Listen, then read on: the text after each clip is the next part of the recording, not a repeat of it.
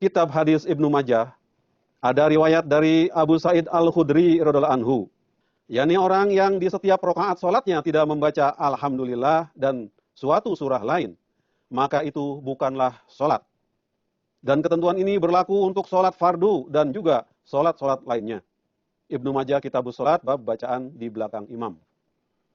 Diterangkan bahwa para peneliti mengatakan bahwa riwayat ini lemah. Akan tetapi jika inilah yang diamalkan oleh para sahabat radhiyallahu anhum, maka menolak kesahihannya tidaklah benar. Ada satu riwayat lain dari Abu Daud yang juga mendukung riwayat ini.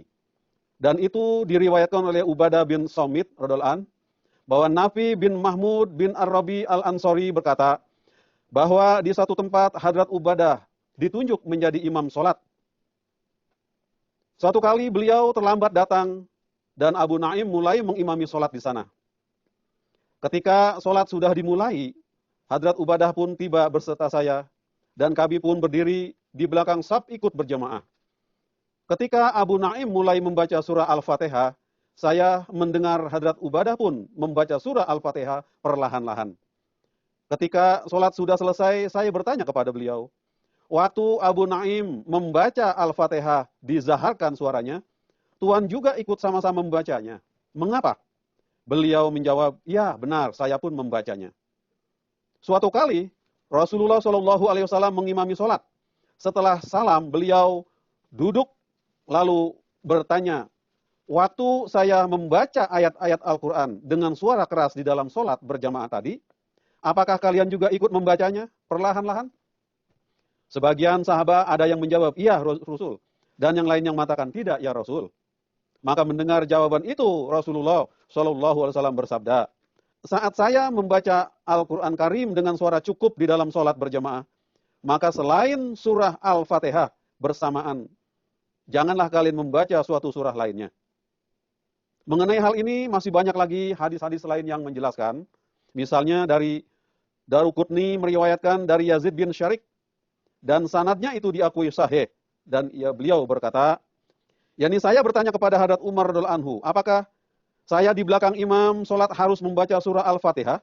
Beliau menjawab, iya, bacalah. Saya bertanya lagi, apakah Tuhan juga membacanya ketika sedang sholat berjamaah? Iya, saya pun membacanya. Apakah juga Tuhan membaca dengan suara keras? Iya. Daruqutni jilid 1 Kitabus Salat bab wujub. Wajib membaca umul kitab di dalam sholat. Lalu Hadrat Masih Maud alaihissalam pun memberikan fatwa bahwa fatwa Hadrat Masih Maud alaihissalam tentang hal ini juga sama. yakni muqtadi atau jamaah di belakang imam hendaknya membaca surah Al-Fatihah juga. Walaupun imam membacanya dengan suara keras. Kecuali jamaah atau muqtadi ikut berjamaah ketika sholat dalam keadaan ruku. Di dalam keadaan seperti ini, ia cukup mengucapkan takbiratul ihram dan tidak perlu membaca surah Al-Fatihah. Ia langsung ikut ruku bersama dengan jamaah yang ada. Bacaan imam dianggap sebagai bacaannya juga. Dan ini merupakan suatu pengecualian. Dan ketentuan tidak akan gugur oleh suatu pengecualian. Maka demikian pula ini pun termasuk pengecualian, yakni seseorang yang tidak bisa membaca Al-Fatihah, misalnya karena baru masuk Islam, ia belum belajar sholat, atau anak kecil yang belum bisa membaca Al-Quran, maka sholatnya itu cukup mengucapkan tasbih dan takbir saja. Walaupun ia tidak membaca barang suatu bagian pun dalam Quran Karim, maka tidak pula Al-Fatihah. Ini suatu pengecualian bagi orang yang belum pandai atau belum bisa membaca Al-Quran Karim, termasuk anak-anak. Jadi berdasarkan dari keterangan-keterangan ini, bahwa setiap kita sholat di setiap rakaat wajib membaca surah Al-Fatihah. Dan apabila kita ikut berjemaah, maka ketika imam membaca surah Al-Fatihah, kita juga harus mengikuti membacanya dengan perlahan-lahan. Dan dipesan bahwa ketika imam membaca surah-surah lain, kita cukup menyimak apa yang dibaca oleh imam tersebut. Dan karena itulah bahwa hendaknya yang berdiri di belakang imam sholat tersebut adalah orang-orang dewasa, terutama yang banyak menghafal ayat-ayat Al-Quran Karim, memahami ayat-ayat Quran Karim, tujuannya supaya apabila terjadi suatu kesalahan atau khilaf, kelupaan oleh imam tersebut, maka jamaah yang di belakang itu dapat memperbaiki atau memberikan ingat bila terjadi suatu kesalahan. Maka dengan demikian jelas sekali dari beberapa keterangan hadis-hadis Nabi dan juga fatwa Hadrat Masih Maud salam bahwa membaca surah Al-Fatihah di setiap rakaat sholat baik itu fardu maupun sholat-sholat sunnah lainnya, adalah wajib membaca surah Al-Fatihah. Pemirsa MTA yang budiman. Selanjutnya, ringkasan isi dari surah Al-Fatihah. Surah Al-Fatihah merupakan pengantar bagi Al-Quran Karim. Kandungan surah Al-Fatihah sebagaimana jelas dari namanya adalah sebagai pendahuluan bagi Al-Quranul Karim.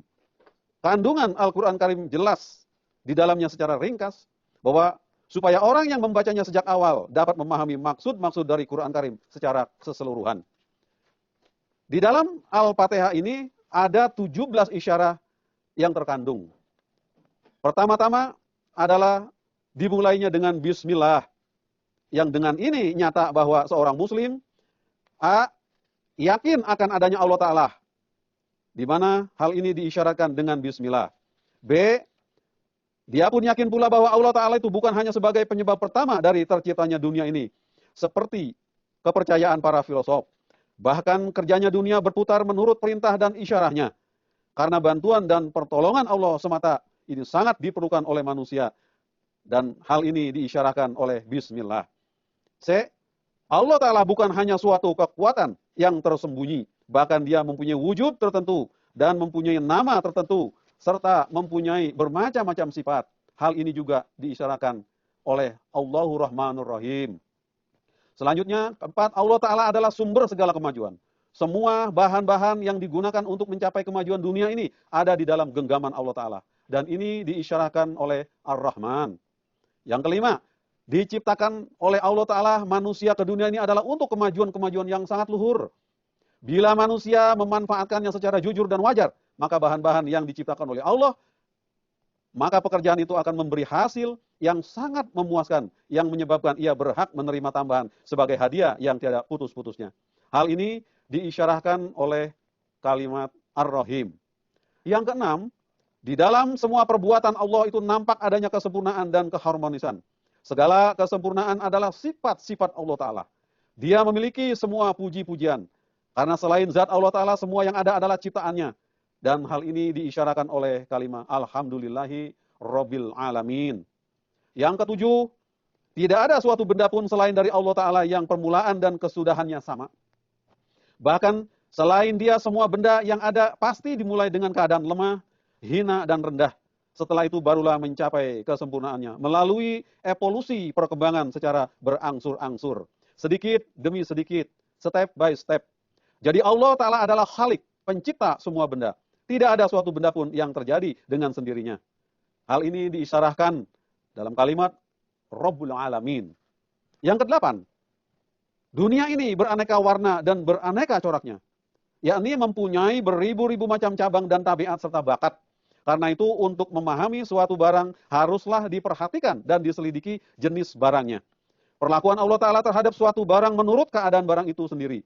Jadi, kalau di dunia ini nampak ada perbedaan suatu kelainan, itu adalah karena keadaan benda itu sendiri. Bukan karena aniaya dan bukan pula kurang diperhatikannya oleh Allah Ta'ala. Dan hal ini diisyaratkan oleh kalimat Rabbul Alamin. Yang kesembilan, sebagaimana nampak, nyata bahwa Allah adalah Khalik, sang pencipta wujud-wujud pemakai. Maka dia pun nampak nyata sebagai Khalik, pencipta benda-benda yang digunakan. Karena itu setiap benda memerlukan pertolongannya. Dan ini diisyaratkan oleh kalimat Ar-Rahman. Yang ke-10, kemudian sebagaimana Allah Ta'ala adalah Khalik semua wujud dan benda yang akan digunakan oleh wujud-wujud itu, maka dia berkuasa dan berpengaruh atas hasil penggunaan bahan-bahan yang diciptakannya itu. Contohnya, dia menciptakan manusia, dan dia juga yang menyediakan bahan makanan yang diperlukan bagi kehidupan manusia itu. Kemudian buruk dan baiknya darah yang dihasilkan dari makanan tersebut, itu pun terjadi atas hukum dan perintahnya juga. Kalimat ini, isi ini juga diisyaratkan di dalam kalimat Ar-Rahim. Yang ke-11, kemudian Allah Ta'ala menetapkan suatu aturan mengenai ganjaran atau hukuman. yakni tiap-tiap wujud menurut keadaannya masing-masing tentu pada suatu hari akan menyaksikan hasil perbuatannya secara keseluruhan. Baik dan buruknya suatu perbuatan. Artinya hasil dari perbuatan itu ada dua macam. Pertama, hasil sementara tiap perbuatan sedikit banyaknya pada waktu itu akan nampak. Kedua, hasil terakhir yaitu hasil yang nampak dari akibat keseluruhan perbuatan-perbuatan itu. Ringkasnya bahwa Allah Ta'ala bukan saja menciptakan suatu aturan Yaitu tiap-tiap perbuatan ada akibatnya yang diisyaratkan dalam kata Ar-Rahim.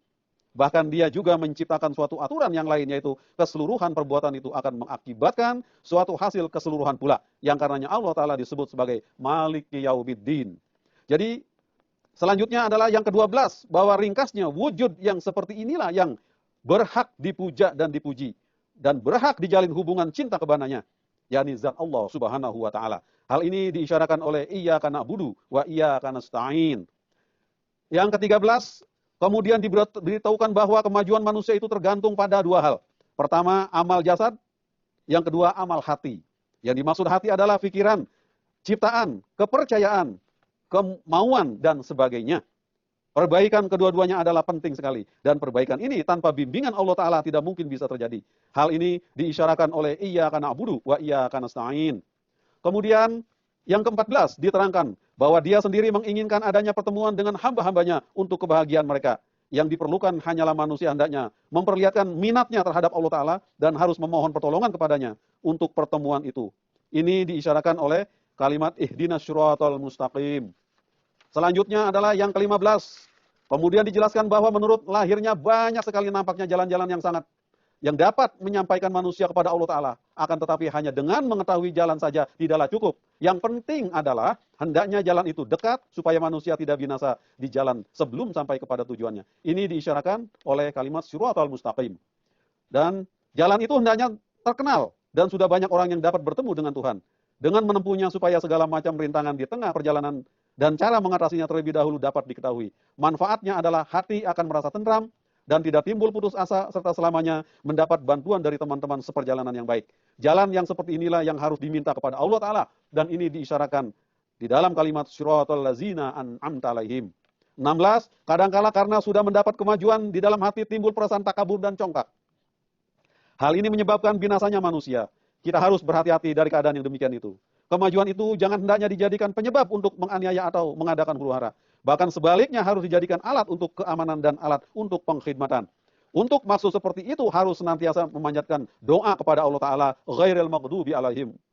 Yang ke-17, sebagaimana manusia kadang-kadang menjadikan kemajuan itu sebagai sebab dan alat untuk menganiaya yang lain, demikian pula ia kadang-kala salah menempatkan benda-benda yang rendah itu ke suatu tempat yang amat luhur, terdorong oleh rasa belas dan kasih atau rasa cinta yang bukan pada tempatnya. Hal ini pun harus dihindari. Untuk mencapai maksud baik ini, hendaknya selalulah memanjatkan doa kepada Allah Ta'ala. Waladhdallin.